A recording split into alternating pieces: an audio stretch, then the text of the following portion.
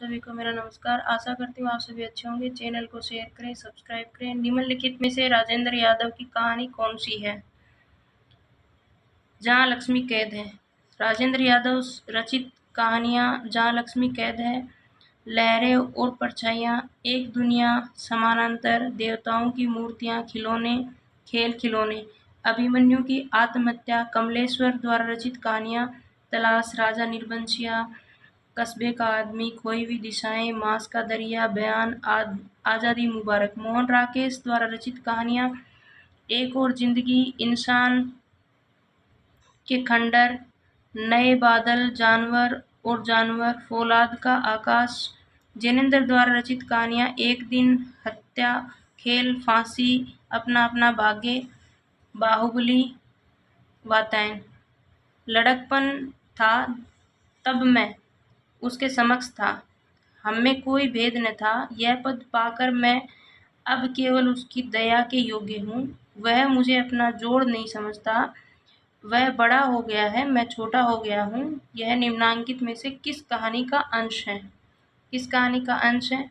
गुल्ली डंडा। लड़कपन था तब मैं उसके समकक्ष था, हम में कोई भेद नहीं था। यह पद पाकर मैं अब केवल उसकी दया के योग्य हूँ। वह मुझे अपना जोड़ नहीं समझता।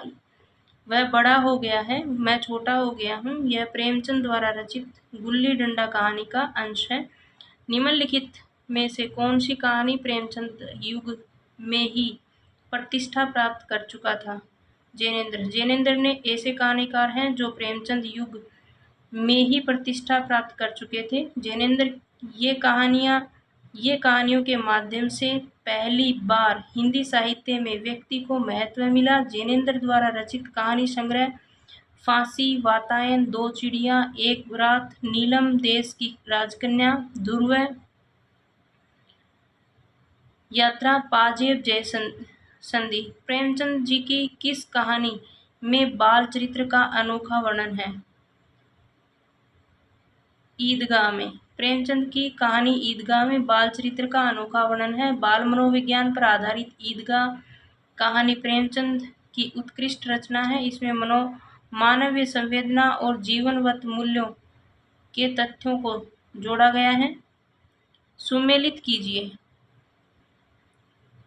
ए कहानी गंगा प्रसाद विमल की, सक्रिय कहानी राकेश वत्स की, समानांतर कहानी कमलेश्वर की, सचेतन कहानी महीप सिंह की। ए कहानी गंगा प्रसाद विमल की, सक्रिय कहानी राकेश वत्स की, समानांतर कहानी कमलेश्वर की, सचेतन कहानी डॉक्टर महीप सिंह की। निम्नलिखित में से किस कहानी के लेखक प्रेमचंद नहीं हैं? देवदासी कहानी के लेखक प्रेमचंद नहीं है, बल्कि देवदासी जयशंकर प्रसाद द्वारा रचित कहानी है। जबकि होली का उपहार, मुक्ति मार्ग, बड़े घर की बेटी, ईदगाह, ठाकुर का कुआं, कफन आदि हिंदी लेखक प्रेमचंद हैं। नीलम देश की राजकन्या किस विधा की रचना है? कहानी विधा की रचना है नीलम देश की राजकन्या।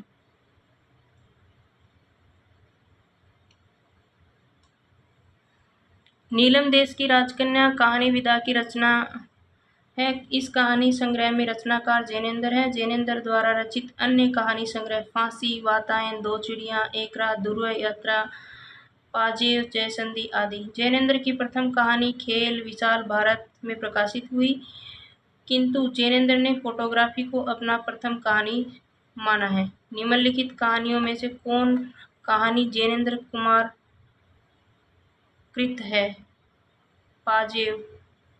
पाजेब कहानी जैनेंद्र कृत है। जैनेंद्र मनोविश्लेषणात्मक परंपरा के प्रवर्तक हैं। ये हिंदी साहित्य में मनोविश्लेषणात्मक कहानी एवं उपन्यासकार के रूप में जाने जाते हैं। इनकी प्रसिद्ध कहानियाँ फांसी, वातायन, नीलम देश की राजकन्या, एक रात, दो चिड़िया, पाजेब जयसंधी, नमक का दरोगा, मुंशी प्रेमचंद, मलबे का मालिक, मोहन राकेश व हार की जीत सुदर्शन द्वारा रचित कहानियां हैं। निम्नलिखित में से कौन सी कहानी शैलेश मटियानी की है?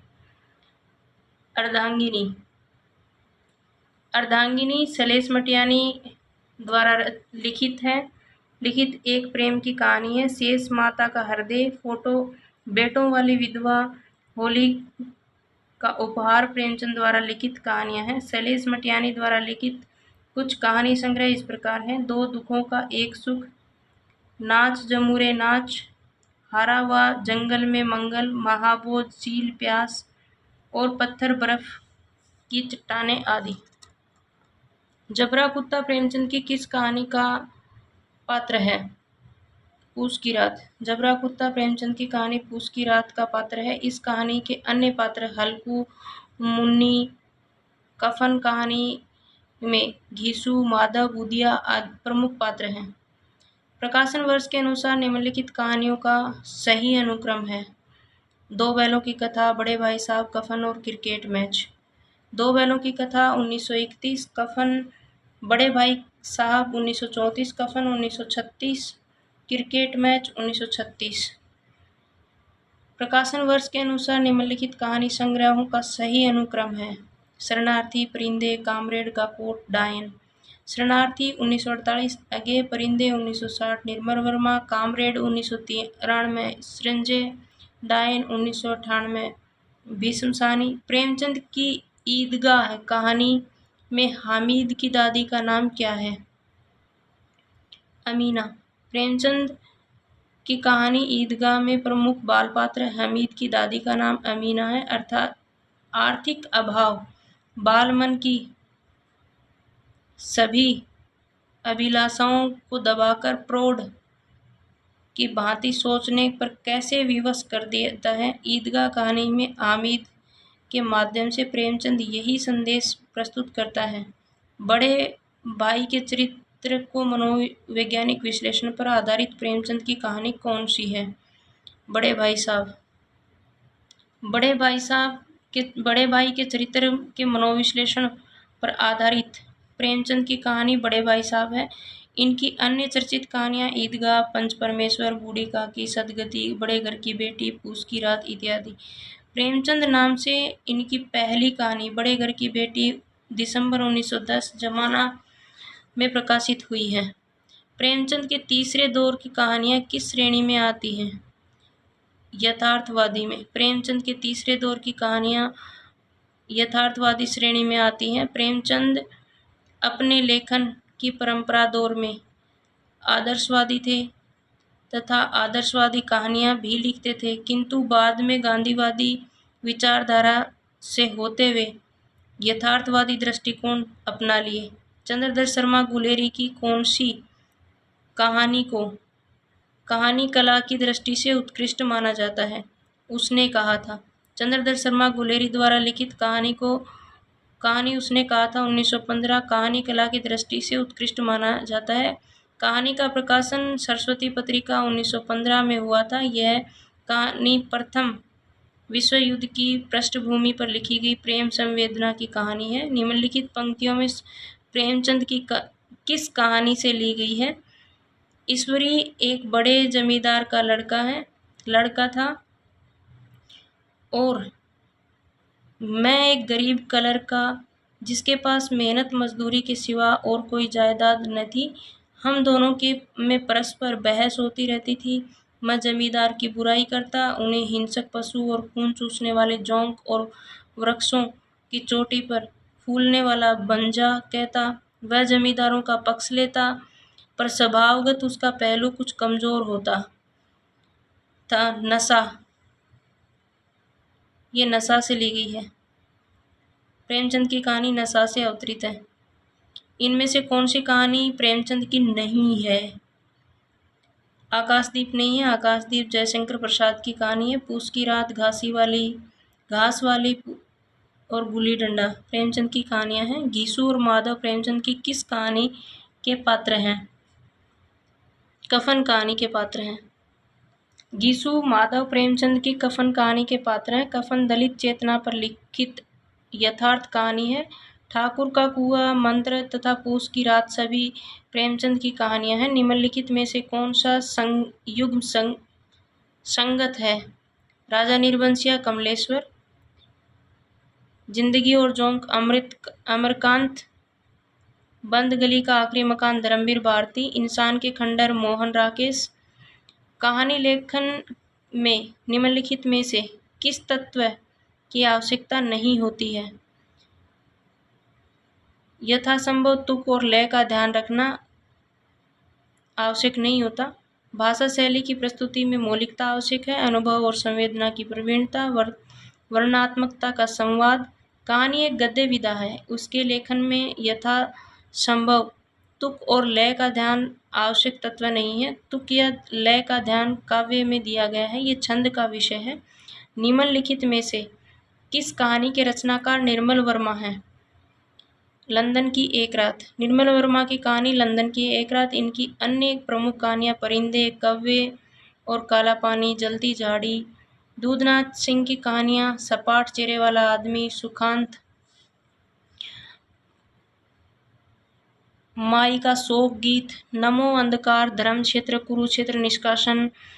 उषा प्रियवंदा की कहानियां वापसी, जिंदगी और गुलाब के फूल, फिर बसंत आया, कितना बड़ा झूठ। शेखर जोशी की कहानियां इनमें से कौन सी हैं?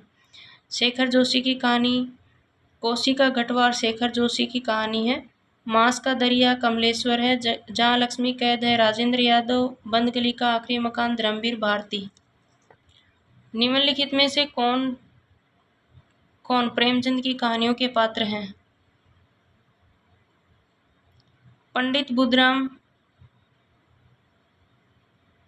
और अमीना। पंडित बुधराम बूढ़ी काकी, प्रेमचंद, अमीना ईदगाह प्रेमचंद, लैना सिंह उसने कहा था, चंद्रधर शर्मा गुलेरी, सुनंदा पत्नी जैनेन्द्र।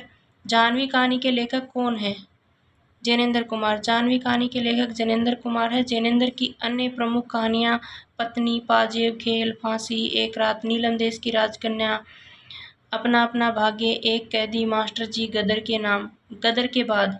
शतरंज के खिलाड़ी किसकी कहानी किसकी रचना है? प्रेमचंद की। शतरंज के खिलाड़ी प्रेमचंद की प्रसिद्ध कहानी है। इसमें लगभग 300 कहानियां लिखी थी, जिसमें प्रमुख 7 स्रोत पंच परमेश्वर, बूढ़ी काकी, बालक, नामक का दरोगा, ठाकुर का कुआ, नशा, दूध का दाम, कजाकी, बड़े भाई साहब, बड़े घर की बेटी, अलियोजा, पूस की रात, कफन, सदगति आदि। उषा प्रियवंदा की वापसी किस विधा की रचना है? कहानी। उषा प्रियवंदा द्वारा लिखित वापसी कहानी विधा की रचना है। इनकी प्रमुख कहानियां निम्न हैं। एक, कोई दूसरा, कितना बड़ा झूठ, फिर बसंत आया आदि।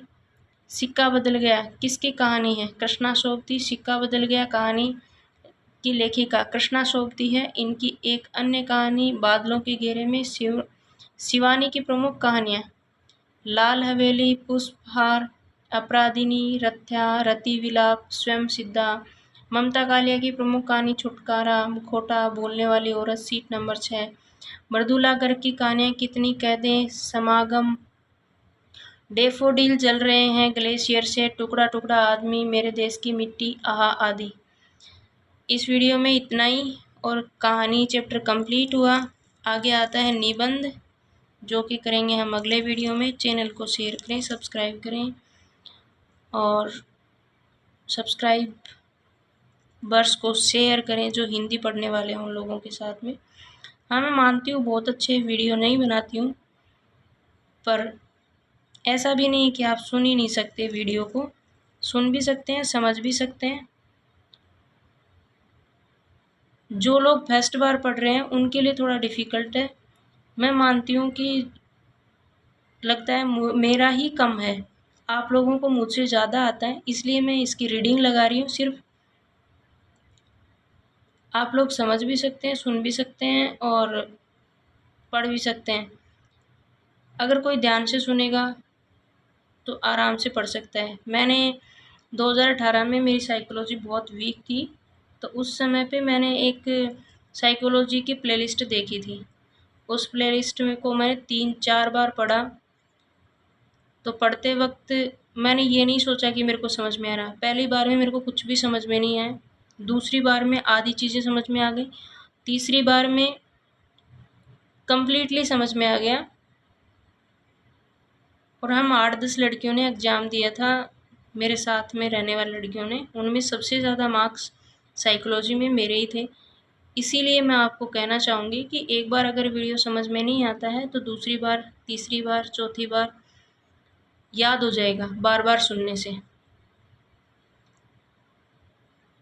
और अगर कोई गलती हो गई है तो माफ़ी चाहती हूँ। चैनल को शेयर करें, सब्सक्राइब करें। धन्यवाद। आपकी बड़ी बहन या छोटी बहन समझ के माफ़ कर देना।